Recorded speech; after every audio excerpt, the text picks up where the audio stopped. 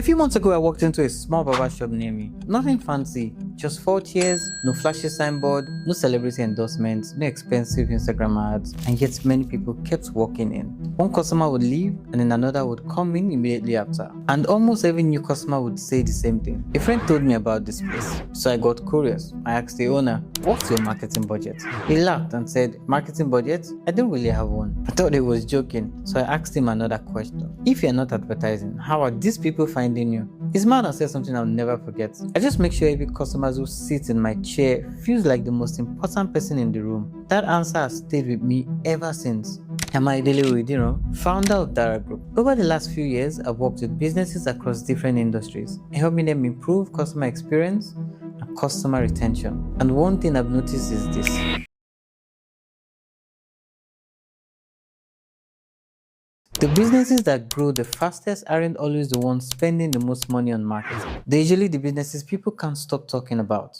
So in this video, I want to show you 7 practical ways to make word of mouth become your most powerful marketing channel. Because the best advertisement isn't the one you pay for, it's the one your customers create for you. So before I show you the 7 ways, I need to clear up one misunderstanding. A lot of business owners think word of mouth is free marketing. It isn't. You see, as a matter of fact, word of mouth is earned. Nobody wakes up in the morning thinking, "Let me go and advertise this business." People talk about experiences.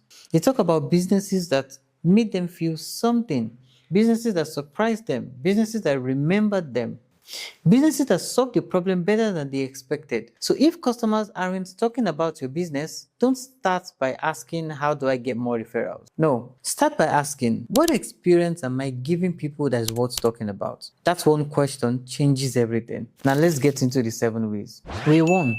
Give people something worth talking about. So let me ask you something. Think about the last time you visited a restaurant, a saloon, a hotel, or even a hospital, and you walked away feeling genuinely impressed, not satisfied, impressed. How many people did you tell about it? Now think about the last terrible experience you've had somewhere. I can tell you that you've told more people. That's because average experiences are invisible. Nobody talks about average. People talk about remarkable. One of the biggest mistakes businesses make is believing that doing a good job is enough.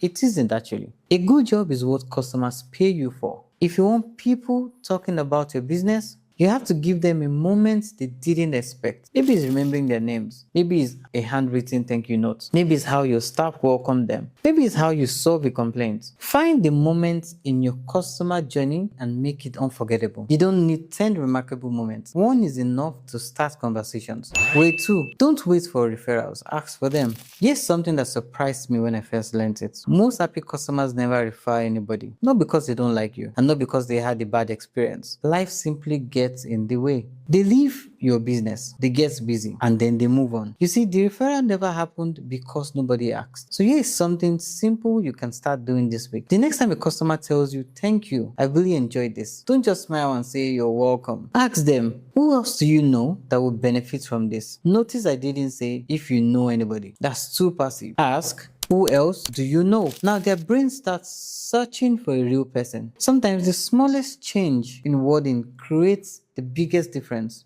Way 3. Stay in touch. Think about this. Most referrals don't happen immediately. They happen weeks later. Someone is chatting with a friend, or the friend mentions a problem, and your customer suddenly remembers someone who has helped them. The question is, will they remember you, or have you completely disappeared from their life? The businesses that get talked about aren't always the best. They are simply the easiest to remember. That's why follow-up matters. Send a message 3 days after the visit. Check in. Ask them how they're doing. Wish them a happy birthday. Share something useful once in a while. Not every message has to sell something. Sometimes staying present is enough. Way 4. Make people feel remembered. I went to a restaurant in Lagos a while back. The first visit was normal, nothing special. But you see, the second time I walked in, a waiter looked at me and said, "Welcome back, sir. Is your wife joining you today?" I was surprised. I wasn't expecting that. He remembered me. In a city with millions of people, someone remembered me. Do you know what happened? I stayed longer. I spent more money than I planned to. And in the following days, I told people about that restaurant because it's not something I've seen before. That's what people remember. Not perfection, recognition. Customers don't just want to be served. They want to feel seen. Way 5. Let your customers tell your stories. Imagine I told you,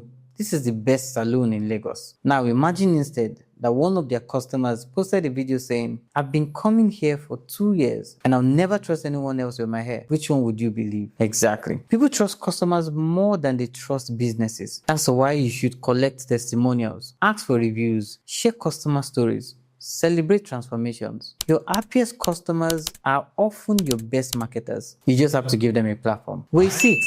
Build a community. There's a difference between having customers and having a community. You see, customers buy, communities belong. Think about why people keep coming back to certain brands. It's not always because the product is better. Sometimes it's because they feel like they're part of something. Create a WhatsApp community. Host small customer events. Share helpful content. Bring your customers together. Because people naturally invite others into communities they enjoy being part of. Way 7. Build a system. Everything I've shared today sounds simple, but here's the problem. Most businesses only do these things when they remember. You see, the owner remembers to follow up this week, then forget next week. One staff member asks for referrals, another never does. That's why your customer experience should never depend on memory. It should depend on systems. A system doesn't forget. A system doesn't get tired. A system doesn't get busy. And every happy customer should be asked for a referral. Every customer should receive a follow-up, and every referral should be tracked. Every advocate should be appreciated. Once those things become part of your process, word of mouth stop being luck. It becomes predictable. If there's one thing I want you to remember from this video,